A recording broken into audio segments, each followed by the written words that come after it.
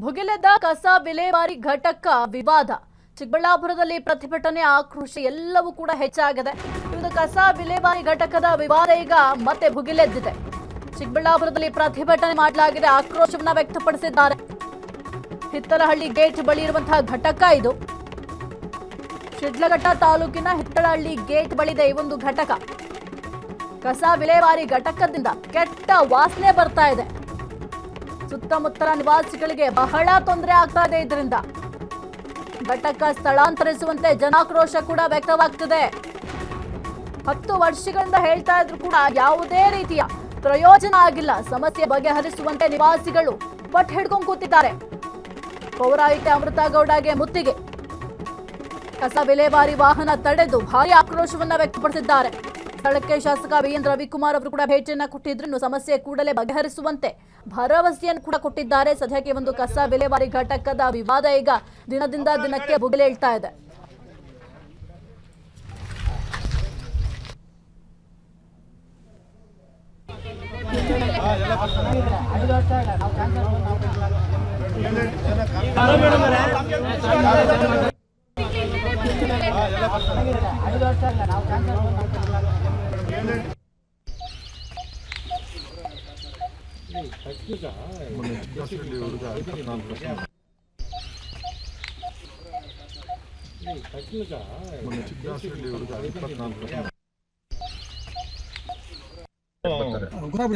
ನಾವು radius check ಮಾಡಬೇಕು, ಸುತ್ತಮುತ್ತ ಚೆಕ್ ಮಾಡಿ ಎಲ್ಲ ಫಾಲೋ ಅಪ್ ಮಾಡೋಣ. ಅವೆಲ್ಲ ಮಾಡ್ಬೇಕಂದ್ರೆ ಟೈಮ್ ತಗೊಂತ ಸಡನ್ ಆಗಿ ರಿಲೀಫ್ ಏನನ್ನ ಯೋಚನೆ ಮಾಡಿ.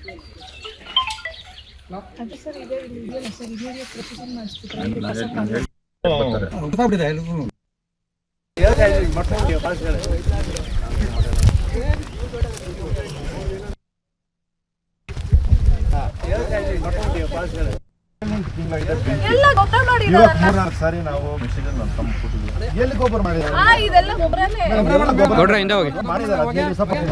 ಮತ್ತೆ ಅವಾಗಲೇ ಇಲ್ಲ ಮೇಡಮ್. ಇದ್ರದ್ದು ಇದುವರೆಗೂ ತಾವು ಈಗ ಹೊಸ ಬಂದ್ರೆ ಅಷ್ಟೇ. ಇದು ನಾವು ಒಂದು 10 ವರ್ಷ ನಿರಂತರವಾಗಿ ನೋಡ್ತಾ ಇದ್ವಿ.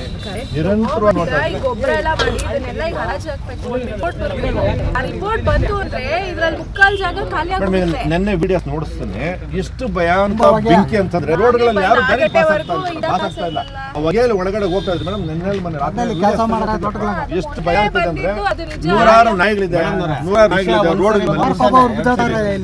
ನೂರಾರು ನಾಯಿಗಳು ಪಾಸ್ ಆಗ್ತವೆ. ಎಷ್ಟು ಜನ ಕಾಲು ನೋವು, ಸಾವು ನೋವು ಸಂಭವಿಸ್ತಾ ಇದೆ ಮೇಡಮ್. ನೂರಾರು ನಾಯಿಗಳು ಮೇಡಮ್ ಒಳಗಡೆ ಎಷ್ಟಿದೆ ಮೇಡಮ್. ನೋಡಿ ಪಕ್ಕದಲ್ಲಿ ನೋಡಿ ರೇರಿಂಗ್ ಹೌಸ್ ಇದೆ, ಪಕ್ಕದಲ್ಲಿ ಉಳ್ಮರ ಇದೆ, ಪಕ್ಕದಲ್ಲಿ ಸಂಸಾರ ಇದೆ. ದಟ್ಟವಾದ ಹೊಗೆ, ಈ ಕುರುಷಿತ ಹೊಗೆ ಹೋಗಿ ಸುಮಾರು ಒಂದು 30,000 ಲೋಡ್ ಟ್ರಾಕ್ಟರ್ ಬರೀ ಪೇಪರ್ ಇದೆ, ಪ್ಲಾಸ್ಟಿಕ್ ಪೇಪರ್ ಇದೆ.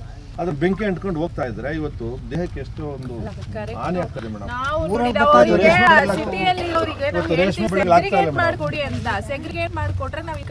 ಮೇಡಮ್ ಈಗ 20 ದಿವಸ ಮಾಡಿದ್ರು. ಆವಾಗಲೆಲ್ಲ ವೆಹಿಕಲ್ಸ್ ಎಲ್ಲ ಹೊರಟೋಗಿದೆ.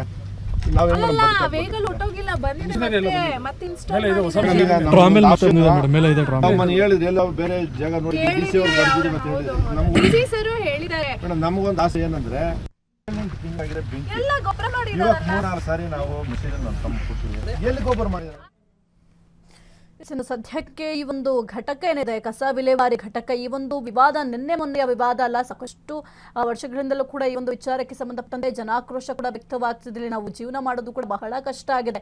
ಸಾಕಷ್ಟು ನಾಯಿಗಳ ಕಾಟ ಕೂಡ ಇದೆ. ಇನ್ನು ಜೊತೆಗೆ ಬಹಳ ಸ್ಮೆಲ್ ಬರೋದ್ರಿಂದ ನಮ್ಗೆ ಇಲ್ಲಿ ಇರೋದಕ್ಕೂ ಕೂಡ ಸಾಧ್ಯ ಆಗ್ತಾ ಇಲ್ಲ. ಏನಾದ್ರೂ ಒಂದು ವೇಳೆ ಅದನ್ನ ಸುಡುವಂತಹ ಸಂದರ್ಭದಲ್ಲಿ ನಮ್ಮ ಉಸಿರಾಟಕ್ಕೆ ಸಮಸ್ಯೆ ಆಗ್ತಾ ಇದೆ.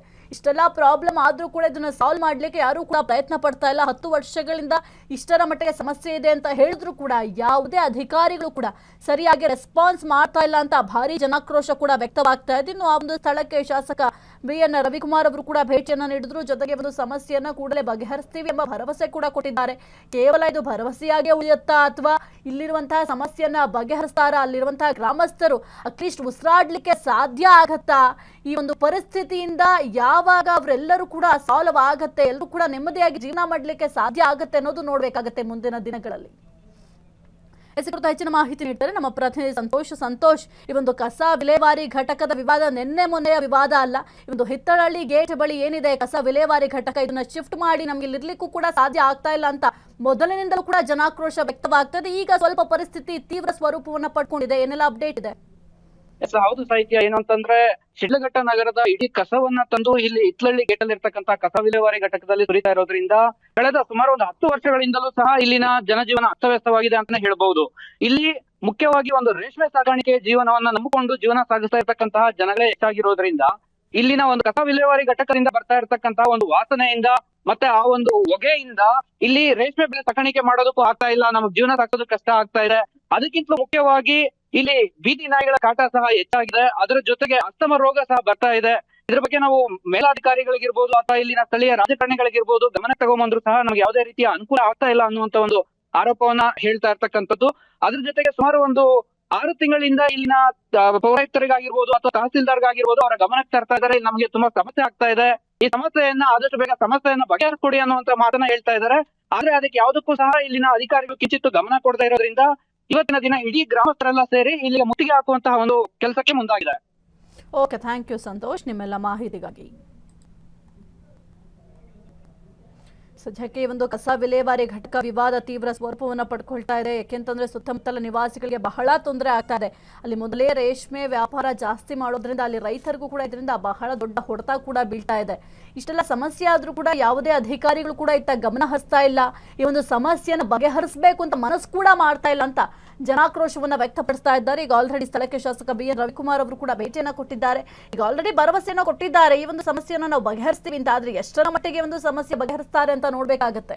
ಕ್ಷಣ ಕ್ಷಣದ ಸುದ್ದಿಗಳಿಗಾಗಿ ಫ್ರೀಡಂ ಟಿವಿ ಸಬ್ಸ್ಕ್ರೈಬ್ ಮಾಡಿ, ಲೈಕ್ ಮಾಡಿ ಹಾಗೂ ಫಾಲೋ ಮಾಡಿ. ಹೊಸ ಸುದ್ದಿಗಳ ನೋಟಿಫಿಕೇಶನ್ಗಾಗಿ ಬೆಲ್ ಐಕಾನ್ ಮೇಲೆ ಕ್ಲಿಕ್ ಮಾಡಿ.